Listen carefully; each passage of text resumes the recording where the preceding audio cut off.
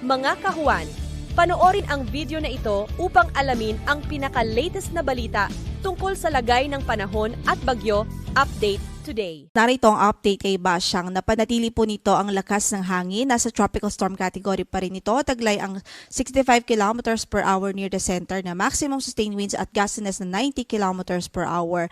At kasalukuyan ay nakita or at 4 a.m. nakita po ang kanyang sentro sa vicinity ng Habonga, Agusan del Norte. Pero sa mga oras na ito, malaki ang posibilidad na tinatraverse na po nito ang karagatan papuntang Bohol Sea.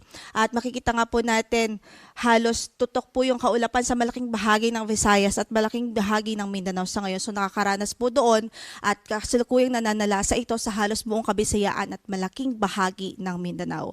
Sa ngayon ay ang kanyang movement west-northwestward at 25 kilometers per hour. So sa track na ipinalabas po nga natin, inasahan po natin na generally west-northwestward pa rin ang kanyang movement sa mga susunod na oras at simula ngayong umaga hanggang sa mamayang hapon, babaybayin po nito ang central at western Visayas. Pero kung makikita nga natin, yung diametro ng bagyo ay halos apektado po malaking bahagi ng Visayas at especially the northern portion ng Mindanao. So ito po yung nakikita nating projection niya after emerging dito sa Sulu Sea, pwede po na maging tropical depression na lamang siya.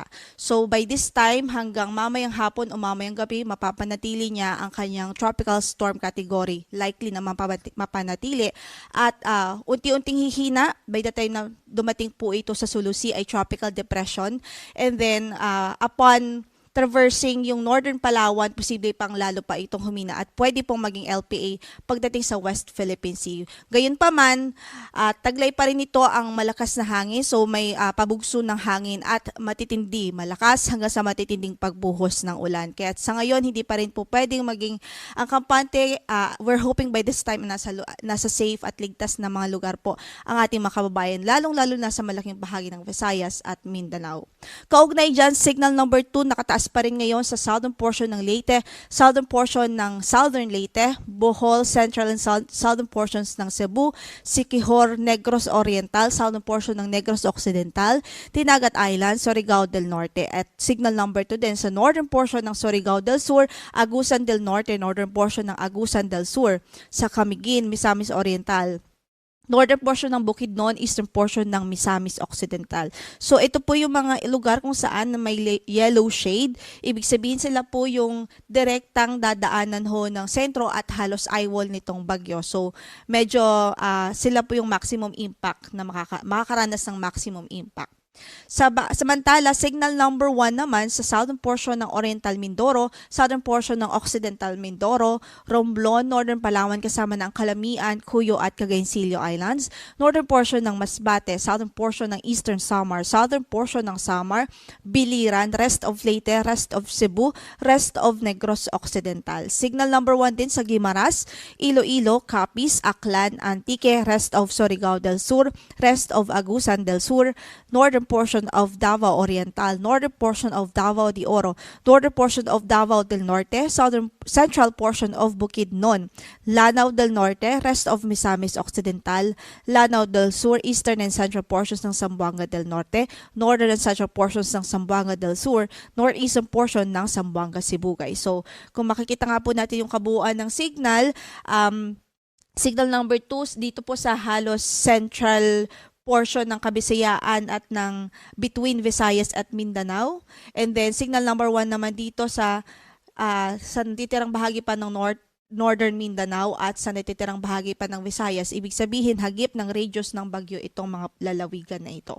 So patuloy natin silang pinag-iingat. Doon sa mga nakataas ang signal number 2 ay posible ang minor to moderate threat to life and property at 62 to 88 kilometers per hour na lakas ng hangin pwede pong ma-experience doon, habang yung mga nakataas ang signal number 1 ay minimal to minor threat to life and property naman, at ang hangin na inaasahan ay from 39 to 61 kilometers per hour. At ngayon, dahil matitinding pag-ulan o malakas hanggang sa matinding pagbuhos ng ulan ang inaasahan natin. Hindi lang yung lakas ng hangin yung ating kalaban dito, kundi yung mga pagbuhos ng ulan. So dahil dyan, meron tayong weather advisory at more than 200 millimeters of rainfall ay pwede pong maranasan dito sa Dinagat Island, Surigao del Norte, Agusan del Norte, Camiguin, Misamis Oriental, Bohol, Cebu, Negros Oriental, maging sa Siquijor. Kung mapapansin nyo, ito po yung mga lugar ngayon kung saan malapit ang sentro ng bagyo at yung kanyang eye wall. Samantala, 100 to 200 millimeters of rainfall naman sa Southern Leyte, sa Leyte, Antique, Iloilo, Guimaras, Negros Occidental, Zamboanga del Norte, Misamis Occidental, Lanao del Norte, Lanao del Sur, Bukidnon, Agusan del Sur, Surigao del Sur, Davao de Oro, Davao del Norte at Davao Oriental. Samantala, 50 to 100 millimeters of rainfall naman sa Eastern Samar, Biliran, Aklan, Capiz, Zamboanga Sibugay, Zamboanga del Sur, Maguindanao del Norte, Cotabato at maging sa Davao del Sur. So malaking bahagi ng Visayas at Mindanao ay nakakaranas po sa ngayon ng malalakas na pag-ulan. Malakas hanggang sa matinding pagbuhos ho ng ulan. At yun nga po ang kalaban din po natin dyan is yung mga pagbaha talaga. Lalong-lalo na sa mga flood-prone areas, sa mga low-lying areas at sa mga lugar kung saan ay malalapit po sa ilog. So dahil dyan, dito din sa Palawan, pwede pa rin din maka-experience ng 100 to 200 millimeters of rainfall sa araw na ito dahil approaching nga po ito papunta doon sa Central at Western Visayas, kasama na po yung papunta po ng Palawan area. Samantala bukas naman, pwede pa rin ang 50 to 100 millimeters of rainfall sa Palawan dahil pa rin po yan sa bagyong Sibasyang. Samantala, dito naman sa Oriental Mindoro, Marinduque, Quezon at Camarines Norte, pwede rin makaranas ng malalakas na pag-ulan bukas, particular 50 to 100 millimeters of rainfall. Yan po ay dahil naman sa shear line o epekto ng shear line. By Sunday, possible pa rin ang 50 to 100 millimeters of rainfall sa Isabela, Aurora, Quezon, Camarines Norte at maging sa Oriental Mindoro dahil po yan sa epekto ng shear line. So sa ating mga kababayan doon, patuloy natin silang pinaghahanda at mag-ingat po sa mga malalakas o sa impact na dulot po nitong malalakas na pag-ulan.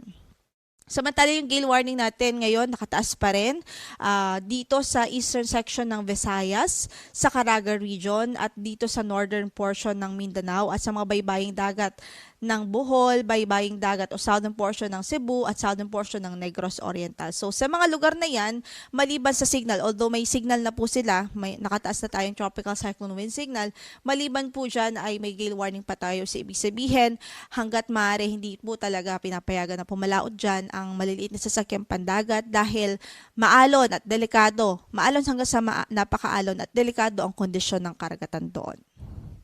Ang storm surge warning po natin ngayon ay meron pa rin ho tayo dito sa may Aklan, Antique, Bohol, Capiz, Agusan del Norte, Cebu, Camiguin, Davao Oriental at sa Misamis Occidental, Misamis Oriental, Iloilo, Negros Occidental, Negros Oriental at Lanao del Norte maging sa Dinagat Islands. Pero take note po dito sa eastern section ho ng Caraga region at eastern section ng Davao region, posible po papawala na po yung ating storm surge niyan o sa mga susunod na oras dahil ang sentro ng bagyo ngayon ay andito na ho. So, ibig sabihin, less na po yung ating pag-aalala dito sa storm surge dito sa silang bahagi ng Caraga at Davao region. But still, meron pa rin tayong storm surge warning dito din po sa Leyte, Southern Leyte, Occidental Mindoro, Oriental Mindoro, Palawan, Romblon, Surigao del Norte, Surigao del Sur, Siquijor at Guimaras dahil approaching pa lang doon ang bagyo. So, ibig sabihin, sa storm surge warning na yan, 1 to 2 meters ang posible po na ma-experience sa mga coastal areas. Kaya hanggat maaari, yung mga kababayan natin na malalapit sa coastal areas ay pinapalayo po natin o pinapaalis po natin, lalong-lalo na po sa very vulnerable at exposed.